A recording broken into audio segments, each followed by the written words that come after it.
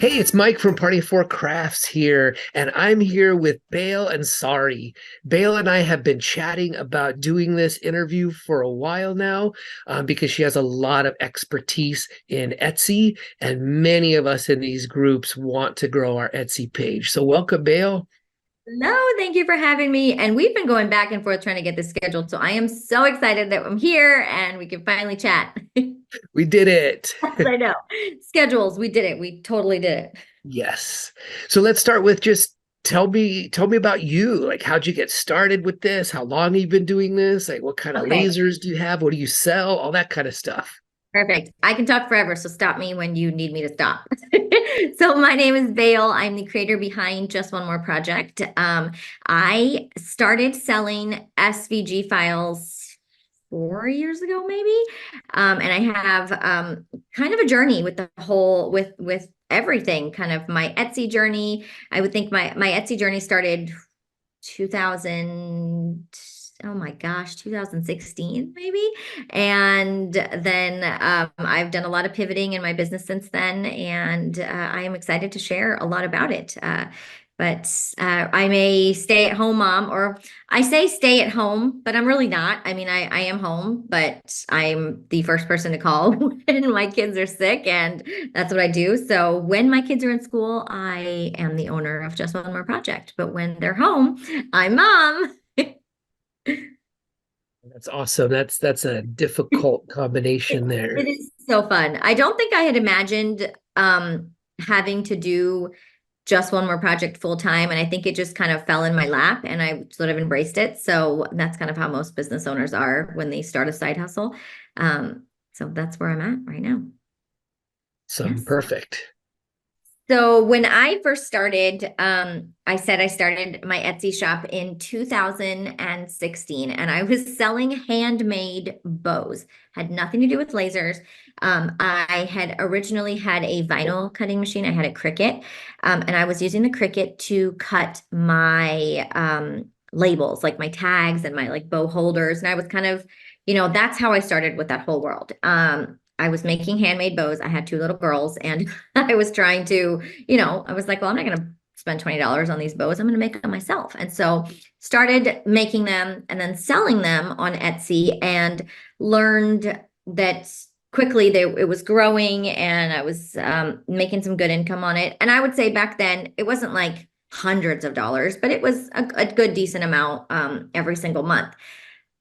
I grew that by going to vendor shows. I did craft shows. I had people ask for my website, which I would direct them to Etsy because I did not have a website back then. Um, and I just kind of kept growing. Then I had another child, a second kiddo, and realized that I could not have like bow stuff all over the place because it was basically like just out of a dining table, and it was making orders every single day. So I decided to put that on hold. The good thing about Etsy is you can put your shop on vacation. So I did that, and that lasted 2 years. I don't know how long it lasted. It lasted a while. And then come 2020, I was like, gosh, you know what? It's still there and I haven't done anything with it. So I started dabbling a little bit in like the digital side of it. And because I had a vinyl cutting machine, I started creating SVGs, had no idea what I was doing and just sort of winging it as I was going. Bear in mind, I didn't really know what I was doing in 2016 either. My product names were like names that I had made up, like for the bows, like the Minnie Mouse bow, the like I would just make up names. It had nothing to do with what people were searching for, what people were had no idea. And then as I was doing as I started creating SVG files, I started learning more about search engine optimization and learning, oh my gosh, people need to know that these files are for summer and these files are for spring. And so kind of learning what those particular keywords were for someone who'd be searching for what I was selling, that's kind of when I started going down that whole road. And a year later, realized that I needed to buy one of those, and here I am. It's awesome. And we'll definitely ask more about the SEO later on. Can see the Glowforge back there. It's so pretty, right? Oh my gosh, Oh, such a absolutely. Definitely.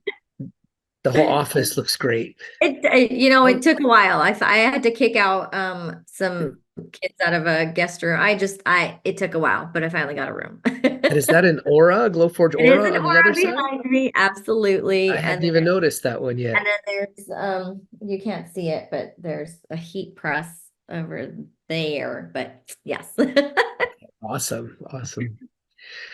So tell us, so you've grown, you started, you vacationed, and then you've grown a lot since then. What are three of your top tips for somebody who wants to grow their Etsy shop? So I joke about this, but in 2020, when I started kind of working on the SVG files and adding them to my shop, I was slightly obsessed with it. Like it was all I thought about for a long time. Was a mom during the day, and at night I would just get on the computer and do as much as I could. The whole goal for that first year when I was kind of growing that shop was just to add consistent quality products in there. And I'm talking about digital products. I had kind of put the physical products on hold as I was doing that. But I was very consistent. I was building up products for each holiday. So I would start with like New Year's and then start with like, Valentine's, and then kind of make sure I had like a good amount of stuff to sell for each holiday and each time and during each kind of time of year. So that's if I just had Christmas products, my shop would just do like everyone's buying this right here, and then it would just be done for the rest of the year, right? So I was trying to make it like a nice even playing field of all the whole year. So I was obsessed with it. I took a lot of time and I just focused on that a lot. I was every single day, went in, tried to post something new every single day. And as you do it every single day, it doesn't become hard anymore. Like I know that going through and filling out your descriptions and doing this and doing that takes a while, but eventually it becomes like copy and paste. Okay. It's literally, you'll see which files are doing well and which ones have the most views on them. And that's one that you can copy and paste. You can, copy and paste, tweak a little bit, make sure that your words are a little bit different and, applying to whatever you're selling, and boom. So I did that for the entire year. Then when I got a laser, I kind of changed it up a little bit, and we'll talk about that too. So thank you. One of the things I see confusion about is the difference between Etsy ads and Etsy offsite ads, and how they charge you for the two, and which one is more beneficial than the other, and all that kind of stuff. So I definitely played with this when I had started with the SVG files. And I think I started at like $5 a day and then kind of went up to $10 a day. And I didn't love it. I mean, I didn't see a huge benefit. I mean, I think I was making a couple of dollars a month on it, where I was spending a lot, but then still making a couple of dollars extra. So I wasn't like in negative, but it wasn't like that much more that I was really caring about. So I will say that with Etsy ads, you can control how much you're spending. With Etsy offsite ads, I believe, I don't know what they've changed it to now, and you can correct me if I'm wrong, but you basically you don't really have the option to opt in or opt out, I believe. And what Etsy will do is they're trying to bring people to their platform. And so if they see one of your products is selling well and it's got a lot of traffic on it, they will shoot that product out into offsite ads, Google ads, different things like that, where people will be able to click on it and enter into their platform because they know that product is selling well, and boom. So like if someone purchases that way, you do have to pay a certain amount for those ads, which kind of sucks. But I mean, it's good because they're doing the work for you, and they're just kind of bringing people onto their platform. I will say, because it's a platform that you don't own and it's not your website, you can't really control much of that. But that's the difference. So Etsy ads, you control how much you're paying, you control how much you owe on those ads, and offsite ads you don't really get to control, but you can benefit from it a little bit. So yeah. I agree. I've gone back and forth on it as well. I kind of look at it as long as I'm breaking even, it's bringing traffic to my Etsy page, which increases my ranking. And also, those people can become repeat customers in the future. Those are customers I didn't have. So as long as I'm breaking even, I keep going. But I think I do like $1 or $2 a day, not a No, whole lot. And I not at showed you my all. stats the other day. I think So what was it I like? was positive 14 cents last month or something. I'll take that 14 cents. Well, here's the other thing though, is you're bringing people into your Etsy shop. So you want to have a reason to keep bringing them back. So Etsy had the cool thing about Etsy is that they have all these features that are set up. Send them thank you coupons. Send them, if they favorited something, send them a coupon that says, ooh, you added that, you favorited it, go ahead and purchase it. Here's 10% off. Those work. Like they absolutely work. If you just set those things up in advance, Etsy does that work for you, automates those messages for you. And you can go back and you can actually look and see, oh my gosh, I made that much money on that coupon that Etsy sent out for me. That's pretty cool. So I would take advantage of those features because those are all the features that you're paying for with Etsy's transaction fees. I mean, it's not free to be on Etsy. Obviously, you have to pay a little bit, but use all of those extra features that they have that will actually benefit you. So that is my tip. And I wish I could pull it up and show you one, but I won't do that. Yeah, absolutely. And I agree, even if you have to pay, I don't remember what the fee is, but even if you pay 15% for every off-site sale you made, like 85% is better than 0%. And That and with the digital product though, like 85% is 85% that you like make. There is a difference obviously with the physical product because you're not getting, the full amount of how much you want on that product. But like with digital, it's oops, I made it once. Cool. I'll take that. It's kind of nice. It's a nice little feeling. There's that going from the change from physical to digital, and a lot of you might actually know how this feels, is like hearing that little Etsy cha-ching. It's bittersweet because you're like, oh yay, I got an order. And then you're like, oh crap, I have to go make an order, and it's like, oh, do I want to do that? Do I not? And so for me, it was a great feeling every time I would get those cha-chings, but then I'd be like, oh my gosh, I have to sit down and make all these bows tonight. And like it's good, but it's like not great.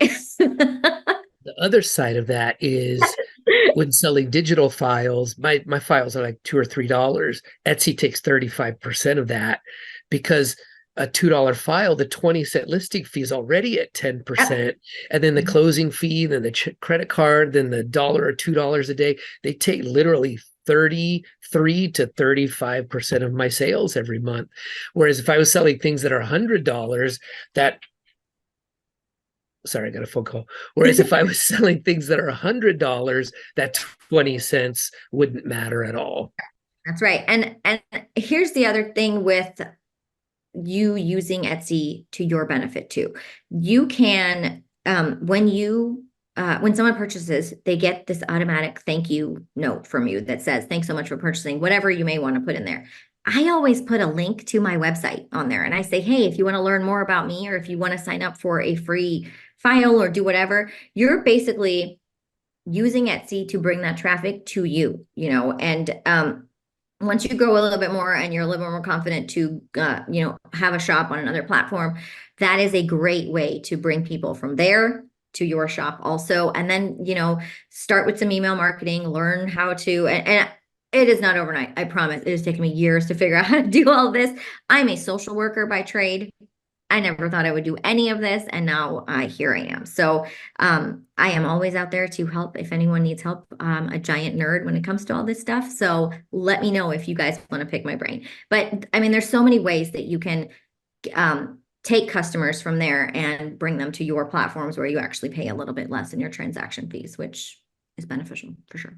I hope Etsy's not watching this, but I was surprised that they let you do that. I put in my description, this is a digital file. If you want the physical product, go to my website. I was surprised that they allowed it, but I've never had a sale I taken never had an down. issue either, so do not quote me that it's okay. But I think that what you can't do is send them somewhere where that product is free to them. So like I know that I had a freebie file that I was offering from my website. So I made sure that I removed that file that I was charging for on Etsy, and I just removed it. So if somebody goes from Etsy's platform to your platform and sees, hey, that file is free here or at a lower price here, I'm not going to buy it on Etsy.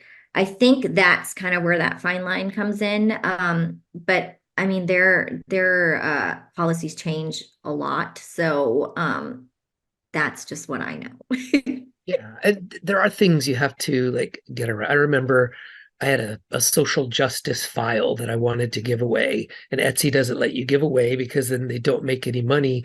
So I made it like 25 cents, and then people are getting the message like this this amount is too small. We can't let you buy it. So I don't remember what number I had to get it up to before it would let people buy Right. it. But they won't let you It, give stuff away. with that, that's why the email marketing comes in. They buy a file, you send them the link for it that says, here, grab this for free. I would like you, like that is how you grow that. And so that's kind of how I brought in quite a few people. They would just, I'm not actually putting them on my list. I'm having them opt in. So people will, like my files, enjoy my products. They will go opt in for other things. And that's how you get them in that way. Kind of cool. All right, so switching it up a little bit, I want to do a factor cap. It's we Well, talked about this a little bit earlier, cap. And did I get so I work at a 6th through 12th grade school, and kids don't say that's a lie or that was untruthful. They say that's cap. So a okay. lot of social media people are doing these factor cap where Never done they're it like before. myth busters. So here we go. I'm going to shoot some statements about Etsy off to you, and you tell me if it's a fact or if it's cap. Okay. There's a certain number of items you need in your shop before sales take off. Cap.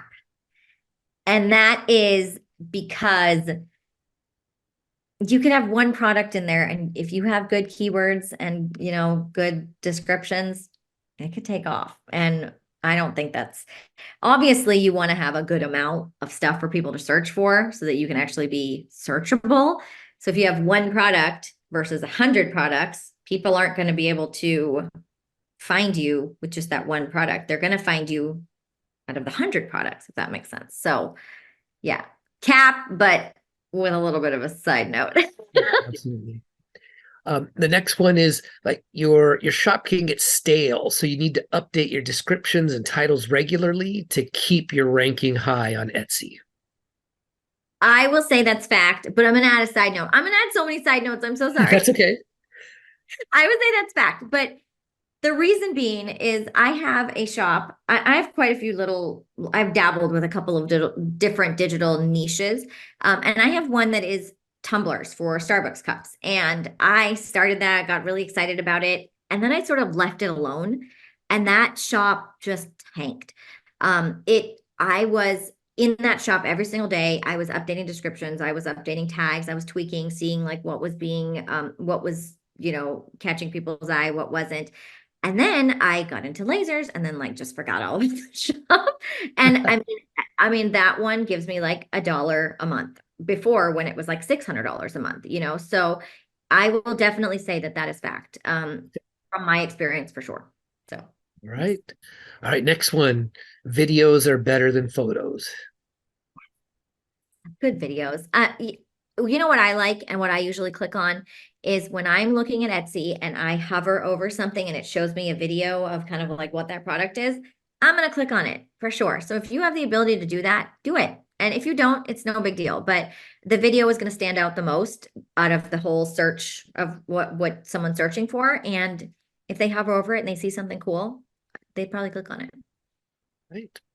Okay. How about you shouldn't need to market your Etsy shop? Etsy will drive all the traffic for you. It's hard.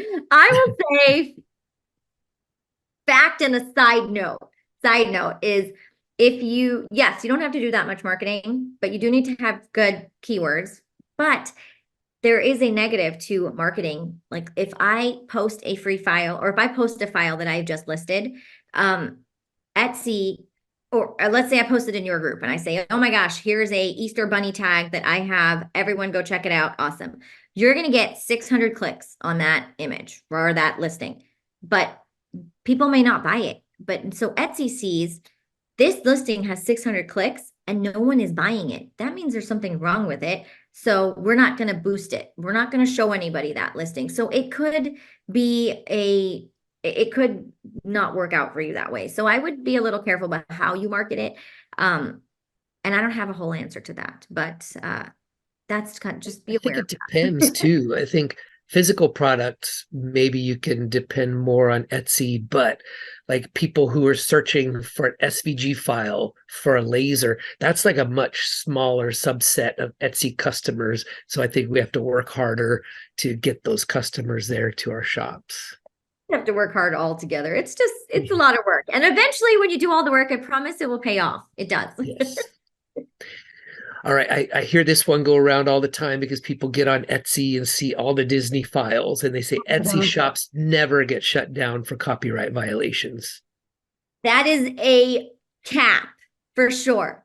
Do not do it. Do stay away from Disney, stay away from Harry Potter, stay away from Taylor Swift, stay away from, I don't even know, Dr. Seuss, all of those things. Um, just just don't do it. I mean, if you are solely dependent on your Etsy income, follow the policies, follow the rules. Just don't mess with it. And definitely, I've had some violations here and there for things that I didn't really realize. I've maybe put like song lyrics or something on an SVG and realized, oh my gosh, and then got dinged for it. I think Etsy gives you a certain number of tries. Like there, sometimes they're like, okay, we'll give you another shot. And then sometimes they're like, and you hear those horror stories, which sucks. So just don't even cap. Yeah, I've been dinged too and gotten a listing shut down, and it was incorrect. Like I was selling the file to make a hat bill, baseball cap bill shaper, but it had a baseball cap in the picture, and so they thought I was selling the baseball cap, and they shut me down. And they And didn't shut me down; they shut that item it's down. quite scary because it's like bright red writing right when you open Oh it and you're yeah, like, oh, what happened? And so just be aware of it. Don't do it. Just don't do it. yep, You'll be screwed. absolutely. All right, let's see. Factor cap. Being a star seller is really important. Cap. I'm gonna say cap. I wish I had a cap that I should have. Okay. I will say cap because it's not that important. There's definitely some perks with it. You get the pretty little star on your Etsy shop. It's great. If you are all about being on top of it, it's a great benefit, I would think. I know you were mentioning that you had an extra perk that you were able to actually reach out to Etsy for a situation that happened, which I think is great. There's some months that I'm a star seller and there's some months that I'm not, and I don't see a massive difference. So I would think it's not that big of a deal. If it's something that you can just do on your phone and you can just respond to questions and do whatever, great. If it's not, I wouldn't stress about it too much. Yeah, But I feel the other people same might way. really disagree with me, so we'll see. Yeah, I've never seen much benefit from it, but I use it as a good way to measure my customer service. If I'm a star seller, that means I'm doing a good job. So I don't use it as like a perk, but I use it as a way to measure how well I'm doing. It's definitely great for your ego to know that like you did good. Yeah, right. That's okay, for sure. Okay, this is one I haven't had you preview yet. Okay, here it I thought goes. of it as we were talking. You need to find a niche and stick to it on Etsy. Oh, why are your questions so hard? Let's go.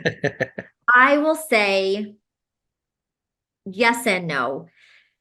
I started off with creating macrame files that you can add, like, I don't even know if I have one. No, I don't. Files that you can add like macrame cord to. Started selling those really great. And then I started adding like DIY paint kits that were scoreable and things like that. And those started kicking off a lot more. So I think that if you're able to adapt to, what's selling, like, I think it's okay. Obviously, the overall theme and the overall niche is laser SVG files, but if you want to really hone in on it, I don't think there's a problem with it. Um, but there's also not a negative if you're going to have other things in there. I would just think that don't just have like one file. of a paint kit and then nothing else. Like if I was going to sell paint kits, I want to have a variety of them. If I'm going to sell macrame files, I'm going to have a variety of them so that if someone goes into my shop, they can click and see, she's got a bunch of keychains. She's got a bunch of these files and a bunch of these. So, but then there's like a random something that just doesn't work with her file. Like if you're going to niche down, but you still want to kind of have an overall like feel of what you're selling, I think that just make sure you have a good chunk. I would say like 15, 20 of something so that people can have a variety of what they're looking for. But there's nothing wrong with niching down either, though. My Mm. answers are so vague. They're kind of vague. No, no, they're good. But I I'm like, hoping that you guys actually learn something from some of these because there is yeah, no wrong answer for, you can play with it and you can be successful. And it is probably okay to do it a different way for sure. yeah. And I started out listening to the niche crowd, like all my old files are earrings. Like I started out earrings, and then I went, well, ornaments are kind of like earrings. I'll get into ornaments. Then I'm like, oh, round signs are cool. Oh, I love cutting boards. And now I have Exactly. everything. I mean, if I went into your store and I saw that like you had one ornament, but you had like 500 earrings, I would probably be like, I want to buy earrings from him. But if I went to your store and you had like 200 ornaments and 200 earrings, I'd be like, okay, he knows what he's doing. I'm going to order an ornament too. Versus like if you go to a shop that's like all earrings, you'd probably want to buy your earrings from there, because it seems like they know what they're doing. So, I mean, just look at your shop overall and imagine like what a buyer is going to see when they see your shop. What do you specialize in? What does it look like to them with kind of how your listings are set up? So, yeah. Agreed. Speaking of items, like how do you price your items? How do you come to this is what I'm going to charge for this item? I think and I'm speaking digital, and I can give you an answer for both actually. I'm with digital files, I will look at how much time it'll take me to make it, what the quality of that file is, what comes with it, what, instructions come with it, what stuff comes with that file, and price it accordingly. Before I price it, I'll do a quick scan of like, okay, what are other people selling this for? And what am I comfortable selling it for also? Obviously, if, you got to value your work. You don't want to just price your file for like $1 and be like, I'm done with it. People will see that and they will see this is a not a file that doesn't have very much quality if it's $1. And then this one that's like $7, is listed pretty. It's got beautiful photographs. It's got this, like, there's a lot more work that went into it. And so I price according to how much work I put into it. I have like blank ornaments that are like $2 because I didn't really do anything for them. It's just simple, quick stuff. But then I have like really beautiful files that were intricate and took me a while to draw out by hand that are like $8, $9, So I think it just depends on how much you put in it, how much quality is in that file. The buyer will really see that with your descriptions, with your images, with everything you put into it. So don't hesitate to price stuff on a higher end because if it's a lot more quality, then someone's going to be happy to buy it. I'd be happy to buy it too. If like, think about that. If you see something that's $1 and it's like, here's the file. And then you see something that's like $5 and it's like, here's the file with X, Y, Z, da, da, da, da. Like, I'd be like, okay, I think I want that, Yeah. I made that mistake in the beginning. I bought some of those bundles, 900 earring files for $1.99, and they're all garbage. Yes, yes, absolutely. Versus like, yeah, I could talk forever about this, but Yeah. I talk a lot. All right. So then let's say somebody already knows the basics of search engine optimization, SEO. They know about use all your keywords, write good titles, use good photos.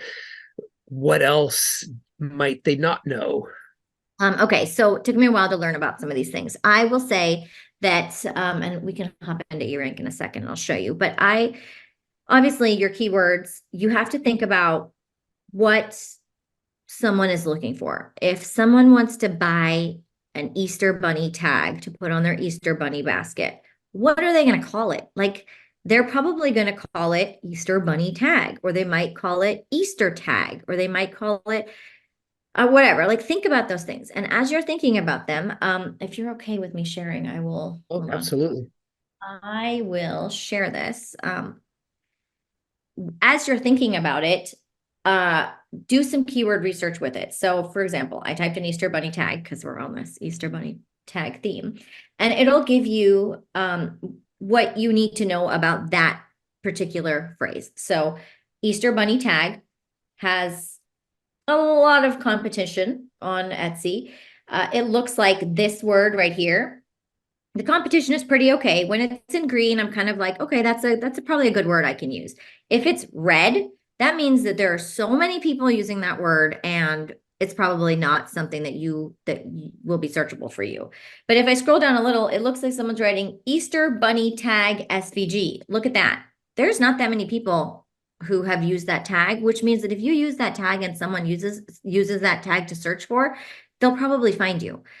So using websites like this, like eRank or Marmalade, I believe Marmalade you have to pay for. eRank is free, and if you upgrade, you get some of the other stats in there. But you really need to kind of gauge how those words are. Like if I went a little bit more and, I typed in Easter basket, look at that. That's like insane. This one's got 1 million gift tag. So, stay away from those words. Um, uh, if you obviously want to be in the running for some of these larger words, use them a couple of times. Use them in your title, use them in your description on the first line. But don't just write Easter Bunny SVG tag on the first line. Write it in a sentence, because then you're going to come out like a robot. You don't really want to sound like a robot. So really utilize your title, utilize the first line of your description, and then utilize your keywords. I don't know So the answer to this question, but let's say Easter basket tag was really highly ranked. Do you have to make that a keyword, Easter bunny tag, or can you put Easter and bunny and tag as three separate keywords? here's the thing. You saw that when bunny was a keyword, how many people are searching for just that bunny word. You're not you're I think about the keyword as with quotes around it. The phrase that they're searching for is Easter bunny tag. So if someone types in Easter bunny tag, their Etsy's going to search for that phrase together. So I would not do Easter and then bunny and then tag, because you're like it's just, I don't know.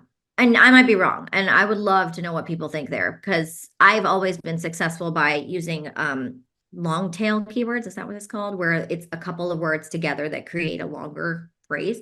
And I feel like that is beneficial, but I may be wrong. So I'd love to know what you guys think about that. And I'd love to learn from you guys who've tried the shorter words. Um, how I don't know the answer to this question either. Like, how do you use social media? Like, are you on TikTok and Instagram and all of those, or are Oh, for you? TikTok. I don't get it. Okay, so I will stick with Instagram. But what I will say is think about your audience.